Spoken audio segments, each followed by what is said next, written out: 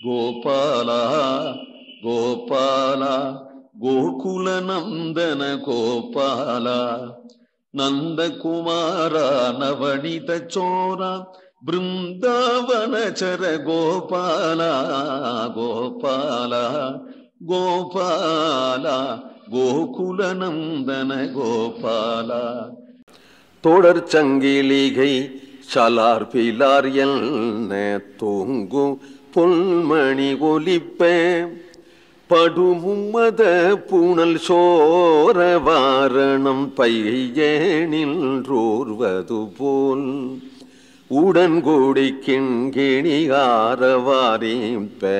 உடைமணி பறை கரங்க தடந்தாளினை கொண்டு சாருங்க பாணி தளர் நடை நடவானோ. தோடர் சங்கிலிகை குழந்தைகளுக்கு இடுப்புல ஒரு கிங்கிணி கட்டுவா, தொடர் சங்கிலிகை.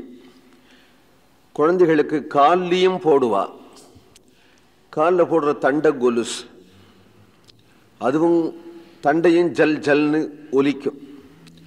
இடுப்புல உள்ள கிங்கிணியில சிறு சிறு மணி இருக்கும், சிறு மாதுளை என்று சொல்றார் இல்லையா, சிறு சிறு மாதுளை தொடுத்து இடுப்புல கட்டியிருப்பா. அதுவும் கிணகிணேன்னு சப்தம் கேட்கும். ரெண்டுக்குமே கிண்கிணி என்றுதான் பெயர்.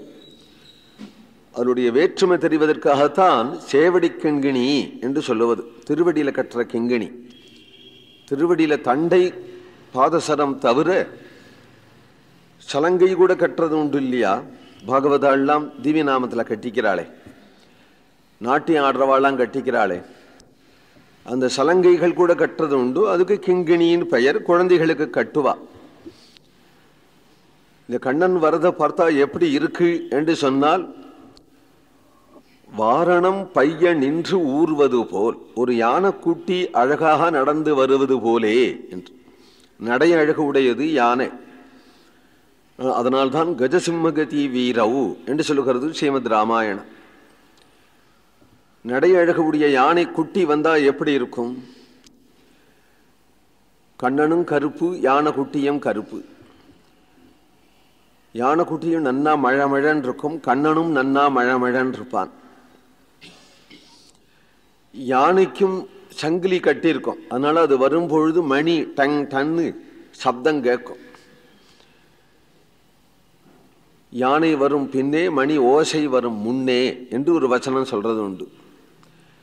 அதுபோல கண்ணனுக்கும் இடுப்புல கெங்கிணி, கால்களில் தண்டை போட்டு இருக்கிறதுனாலே கண்ணன் வரும்பொழுதும் வரான் அப்படிங்கிற ஓசை கேட்கும். யானையினிடத்துல இருந்து மதப்புணல் சோர்ந்து கீழே இற்று விழும். மத வியர்வை துளிகள் யானையினிடத்திலேருந்து விழும்.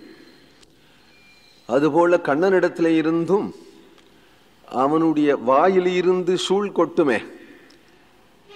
அவன் ரொம்ப சில காரியங்களை கவனமா செய்யும் பொழுதுதானே குழந்தைகளுக்கு வாய் ஆன்னு திறந்திருக்கும். அந்த வாயிலிருந்து சூழ் கொட்டும். இந்த சூழ் கொட்டுவது படு மும்மத புனல் சோர என்று சொல்கிறார். இது ரொம்ப ரசமான வியாக்கியானம். படு மும்மத புனல் சோர பின்னாடியும் சொல்ல போறார். மும்மத புனல் அப்படின்னால் யானைக்கு 3 இடத்துல சொட்டுமாம் தண்ணீர். அதுபோல கண்ணனுக்கும் சொட்டுறதான்.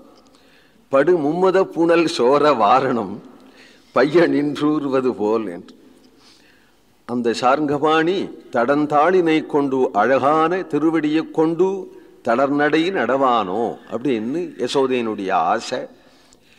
கண்ணன் அப்படி தளர்நடை நடக்க மாட்டானோ என்கிறாள். கோவிந்தநாம சங்கீர்த்தனம்.